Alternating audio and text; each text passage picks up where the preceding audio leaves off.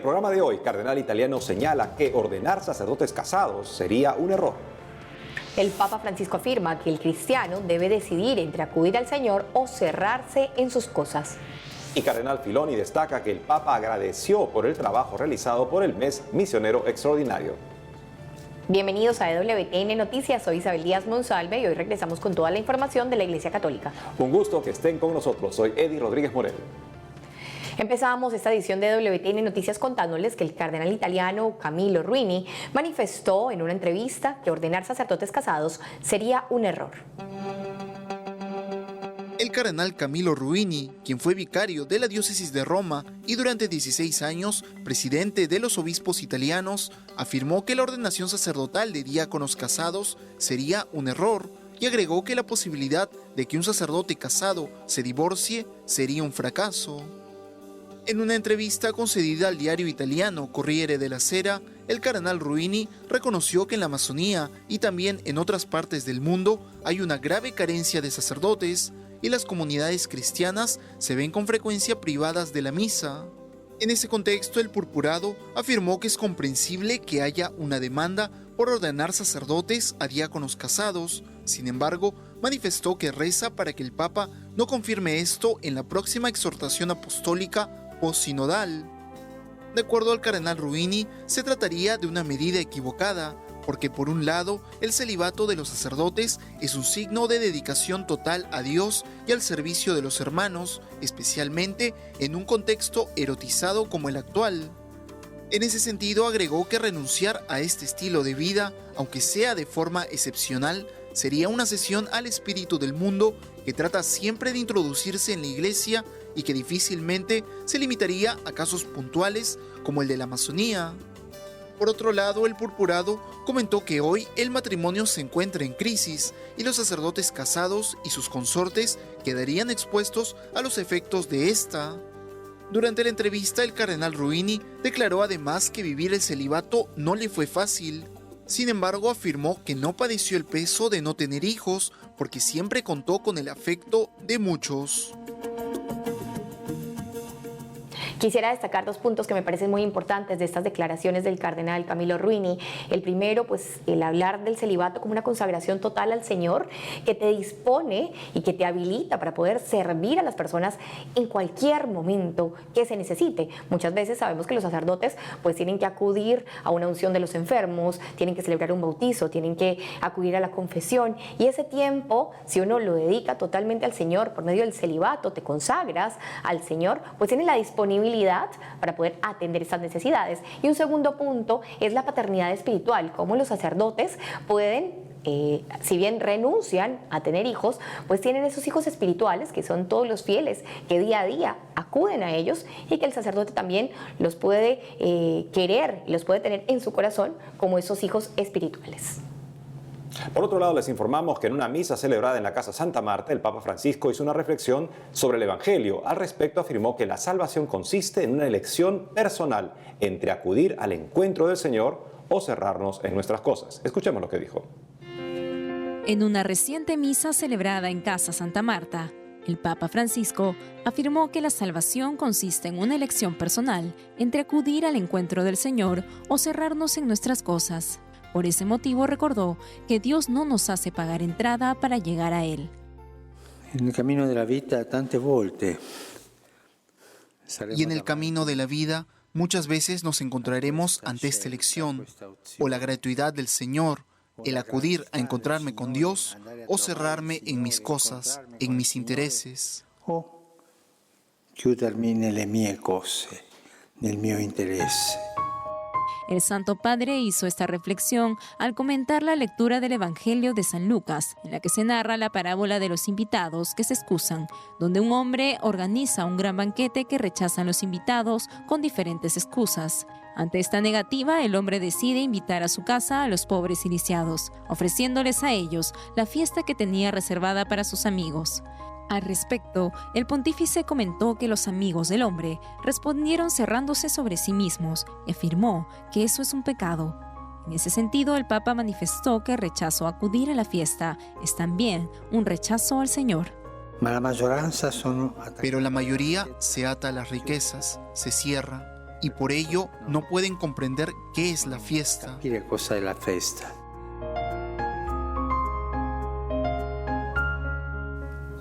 Ahora nos enlazamos con nuestra corresponsal en Roma, Mercedes de la Torre Cuéllar, quien nos informará sobre lo que dijo el Papa Francisco en su habitual audiencia de los miércoles. Adelante, Mercedes. Hola a todos, espero que estén muy bien. Me alegra saludarlos desde la Plaza de San Pedro en el Vaticano. Como saben, el mes de noviembre está dedicado a la memoria y a la oración por los difuntos, por lo que el Papa Francisco animó para que este mes pueda ser una ocasión para reflexionar sobre el significado de la existencia humana y de la vida eterna. Además, el Santo Padre alentó para que este tiempo permita comprender que la vida tiene un gran valor si es vivida como un don, y no solo en sí misma, sino para Dios y al prójimo. Pasando a otras noticias, este miércoles el Papa Francisco presidió la audiencia general en la Plaza de San Pedro. El Santo Padre continuó con su serie de catequesis sobre el libro de los Hechos de los Apóstoles y relató el viaje de San Pablo a Grecia, en donde dialogó en Atenas, que era el corazón de la vida cultural y política de aquel entonces. Veamos lo que dijo. El contacto con el paganismo no le asusta, sino que lo empuja a crear un puente para dialogar con aquella cultura. Con mirada contemplativa, Pablo descubre que Dios habita en las casas de los atenienses, en sus calles, en sus plazas. No mira el paganismo con hostilidad, sino que en un ejemplo extraordinario de inculturación anuncia a Cristo partiendo de su fe en un Dios desconocido, al que han construido un ídolo. Después de captar su benevolencia desde este puente, comienza a explicar paso a paso la revelación, desde la creación hasta la revelación del Cristo. El Papa Francisco explicó la importancia de crear puentes con quienes no creen. Se trata de sembrar la semilla de la fe y dejar que el Espíritu Santo llegue a los corazones. Pidamos hoy al Espíritu Santo enseñarnos a construir puentes con quienes no creen o tienen otra fe distinta a la nuestra. Pidamos la capacidad de inculturar con delicadeza el mensaje de la fe, que el fuego de su amor, que es capaz de inflamar el corazón más endurecido, abra los ojos de los que todavía no conocen a Cristo. Y con esta invitación del Papa Francisco a imitar al apóstol Pablo para construir puentes a favor de la evangelización, me despido por hoy. Informó para ustedes en EWTN Noticias desde el Vaticano, Mercedes de la Torre Cuéllar. Hasta la próxima. Muchas gracias, Mercedes, por la información. En otros temas, el prefecto de la Congregación para la Evangelización de los Pueblos dio a conocer que el Papa Francisco agradeció a todos por el gran trabajo hecho durante el mes misionero extraordinario. En su discurso de apertura por la Asamblea de las Obras Misionales Pontificias, el cardenal Fernando Filoni, prefecto de la Congregación para la Evangelización de los Pueblos, contó que el Santo Padre expresó su agradecimiento a todos por el trabajo realizado durante el mes misionero extraordinario. De acuerdo al purpurado, este reconocimiento llega hasta todas las direcciones nacionales de las obras misionales pontificias. Como se sabe, el mes misionero extraordinario, anunciado por el Papa Francisco para octubre del 2019, se celebró en todo el mundo, en comunidades católicas, diócesis, parroquias y grupos eclesiales. Según el cardenal Filoni, el objetivo de este mes extraordinario fue reavivar el ardor de la misión para que cada vez más seguidores de Cristo puedan apasionarse por la salvación de la humanidad, redescubriendo la responsabilidad bautismal que proviene de la fe y llama a todos a la santidad. Cabe resaltar que dicha celebración se confió a las iglesias locales en los 5 continentes, que promovieron diversas liturgias y testimonios. Vemos entre todos los dicasterios que ayudan al Papa a cumplir su misión de pastor universal, la Congregación para la Doctrina de la Fe, que debe proteger la pureza de la fe católica, la fe apostólica, que debe ser transmitida. Y esto se dedica justamente a esta Congregación para la Evangelización de los Pueblos, que es la misión que tenemos todos nosotros. Y para eso hay que tener una vida de oración que esté a la altura de esa misión. Una vida por la que vivimos en presencia de Dios para poder transmitirlo a todos. Que este mes misionero que ya pasó, extraordinario de la misión, nos impulse a todos a vivir un estilo de vida misionero en todo lo que hacemos y en todo encuentro que el Señor nos da la gracia en su providencia de tener con algún hermano. Por otro lado, en Sudán del Sur, los obispos del país pidieron a los políticos recordar al Papa Francisco arrodillado, pidiendo por la paz. Veamos. Hace unos días, los obispos de Sudán y Sudán del Sur enviaron un mensaje al pueblo africano en el que pidieron al gobierno y a la oposición recordar el gesto del Papa Francisco cuando de rodillas les imploró que trajeran la paz a ambas naciones.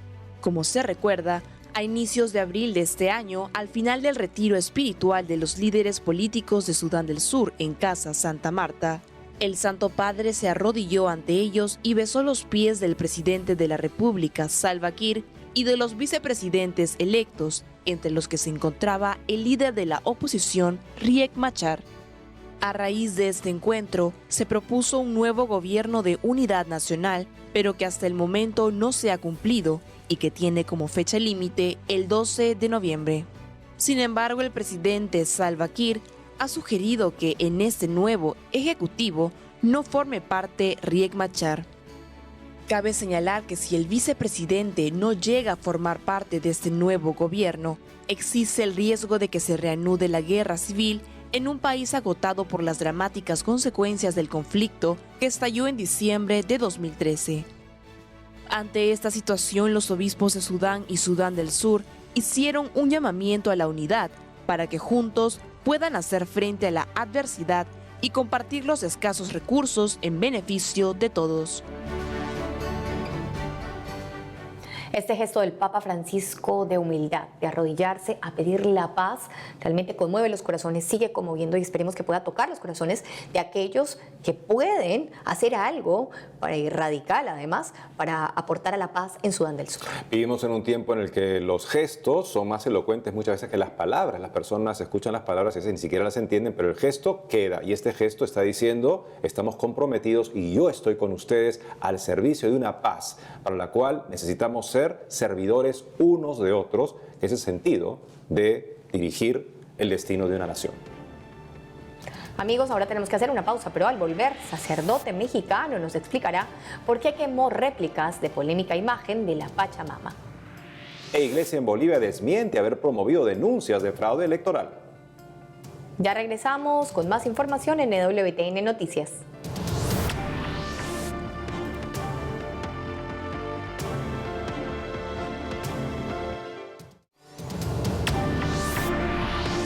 Seguimos con más información y les contamos que el padre Hugo Valdemar, canónigo penitenciario de la Arquidiócesis Primada de México, quemó réplicas de papel de la polémica imagen de la Pachamama, que acompañó diversas actividades en torno al Sínodo de la Amazonía en octubre de este año.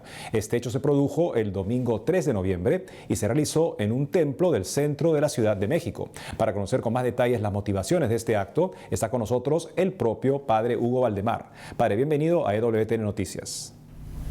Muchas gracias por la invitación, quedo a sus órdenes.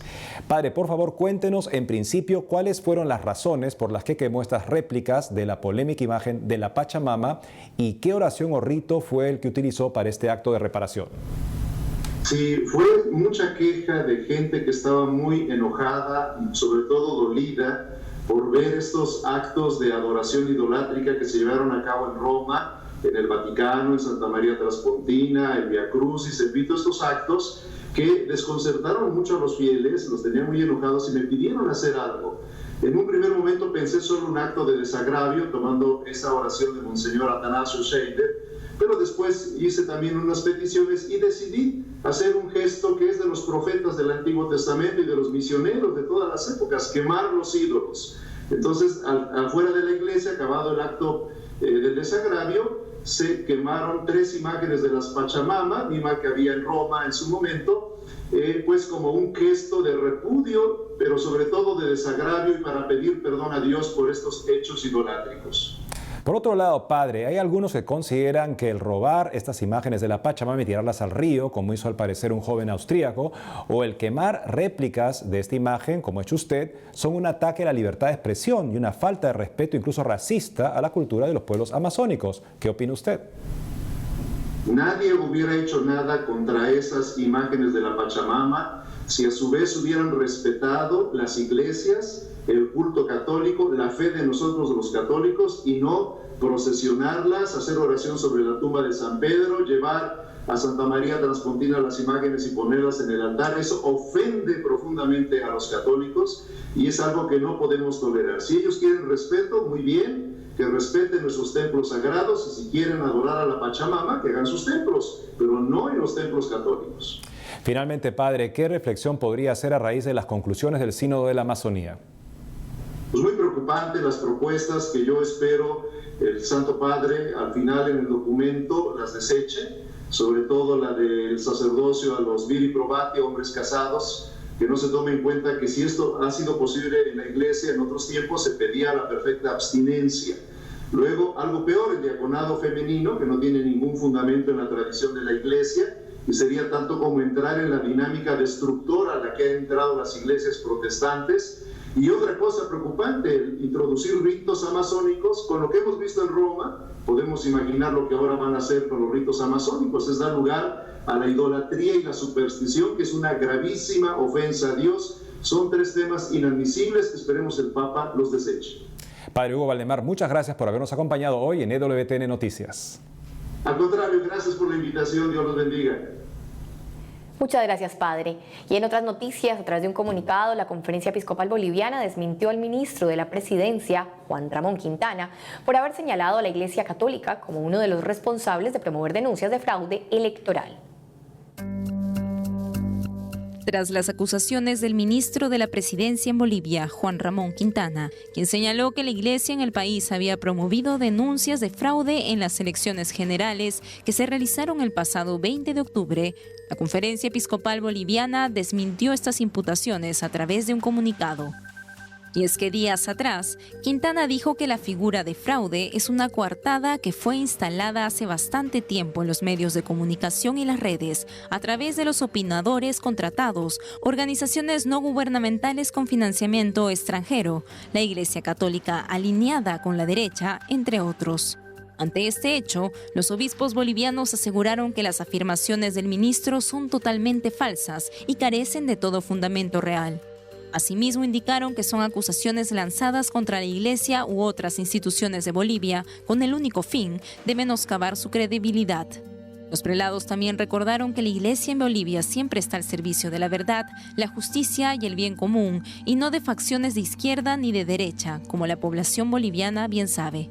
En este tiempo, exigieron al ministro presentar pruebas de sus afirmaciones o retractarse de las mismas, ya que con ellas está ofendiendo los sentimientos del pueblo católico de Bolivia. La Iglesia tiene como misión el velar por la verdad y si en algún momento tiene que denunciar algo que está mal, debe hacerlo por el bien de todas las personas, por el bien de un país. En este caso, concretamente los obispos de Bolivia no es la primera vez que se pronuncian acerca de situaciones irregulares, pero en este caso los obispos habían hablado mucho de la paz, de la búsqueda de la justicia para el pueblo boliviano. Es que me parece claro que lo que el gobierno busca con esto es desacreditar a cualquier persona que pudiera cuestionar lo que muchos cuestionan. No es que la Iglesia esté impulsando una campaña contra el gobierno de Evo Morales, es que lo que está haciendo Evo Morales nuevamente es muy cuestionable de por sí. O sea, un referéndum que le niega la reelección, posteriormente un tribunal constitucional que le dice que él tiene un derecho humano a postularse indefinidamente aparentemente, y lo que tendríamos que hacer todos es simplemente quedarnos calladitos porque el señor Evo Morales quiere seguir siendo presidente. Pues no es así, todos somos parte de la sociedad y tenemos derecho a expresarnos sobre lo que está en juego, cuando una persona particularmente parece tener una afición al poder más que al bien de la población. Y cambiamos de tema para contarles que tras el gran éxito de la película El misterio del Padre Pío, que se estrenó en más de 20 países, se prepara ya el lanzamiento de Renacidos, el segundo film del periodista y cineasta José María Zavala sobre este gran santo italiano. Luego del estreno de la película El misterio del Padre Pío, que se visualizó en más de 20 países, se está preparando el lanzamiento de Renacidos, la segunda película del periodista y cineasta José María Zavala sobre este gran santo italiano. Según se dio a conocer, el nuevo film tratará de cómo conocer al Padre Pío, canonizado por San Juan Pablo II en el año 2002 y quien cambió radicalmente la vida de varias personas. En Renacidos se podrá apreciar algunos testimonios impactantes, como el de un oficial de la SS que acabó hincado de rodillas en el confesionario del sacerdote franciscano, así como la historia de una joven que se curó de un tumor cerebral tras rezar la novena al Padre Pío, a pesar de estar desahuciada por los médicos. La película se estrenará el próximo 15 de noviembre en España y será distribuida por European Dreams Factory. Está previsto que se proyecte en Italia, Alemania, Francia, Polonia, México, Colombia, Argentina y Estados Unidos. Cabe indicar que tanto la película Renacidos como El misterio del Padre Pío se han desarrollado gracias al apoyo de donantes anónimos que han colaborado con la financiación a través de diversas campañas. En otras informaciones, la imagen de Nuestra Señora de Luján, que acompañó a los soldados en la Guerra de las Malvinas, volvió este lunes 4 de noviembre a Argentina. Conozcamos más sobre cómo fue su recibimiento en el país. El pasado 4 de noviembre, la imagen de Nuestra Señora de Luján, que acompañó a los soldados durante la Guerra de las Malvinas, regresó a Argentina. La imagen mariana llegó a la ciudad de Ezeiza, donde fue recibida por fieles y excombatientes de la guerra. Ante este suceso, el obispo castrense, Monseñor Santiago Olivera, agradeció la labor, predisposición y respaldo en el recibimiento de la Madre de Luján, en especial al gobierno, la Cancillería, la Secretaría de Culto de la Nación y a todos los que colaboraron. La representación de la Madre fue trasladada hacia la Catedral Castrense Stella Maris, donde Monseñor Olivera celebró la Eucaristía por la mañana. Por la tarde, la Virgen acompañó el inicio de la 118 Asamblea Plenaria de la Conferencia Episcopal Argentina, que se realiza hasta el 9 de noviembre de este año. Cabe señalar que antes de la llegada de la Virgen de Luján, el 30 de octubre, en la audiencia general del Papa Francisco, la Iglesia en Argentina y la Iglesia en Gran Bretaña realizaron un fraterno intercambio de imágenes de la patrona de Argentina. Además, el Santo Padre bendijo la imagen mariana, que permaneció durante 37 años en Gran Bretaña, luego de haber acompañado a los soldados argentinos en las Islas Malvinas durante la guerra que enfrentó a ambos países en 1982.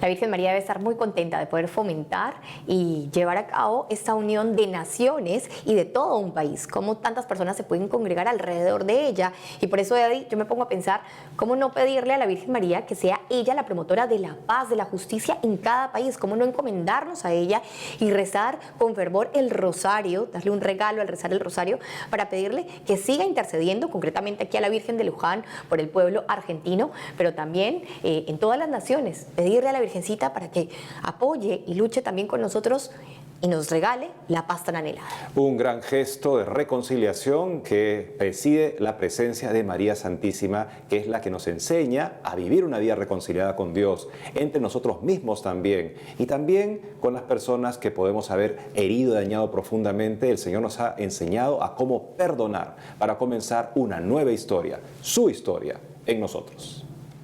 Ahora nos vamos hasta España, donde se encuentra nuestra corresponsal Blanca Ruiz, que nos trae las noticias más resaltantes de la Iglesia en Europa. Adelante, Blanca. Hola Isabel, hola Edi. Desde España les cuento las últimas noticias que han pasado durante la pasada semana en Europa.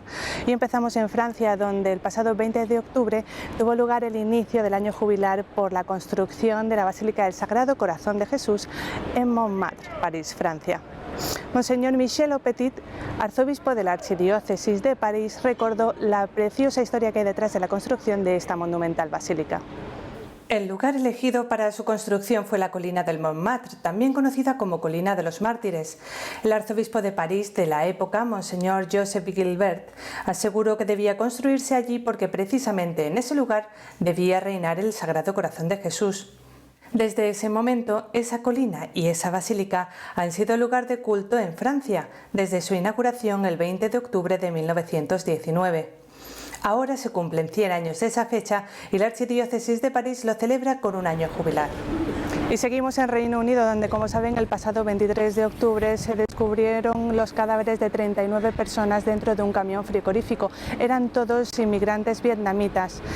La comunidad vietnamita de Londres se reunió el pasado fin de semana para realizar una vigilia y una misa por los fallecidos y por sus familias.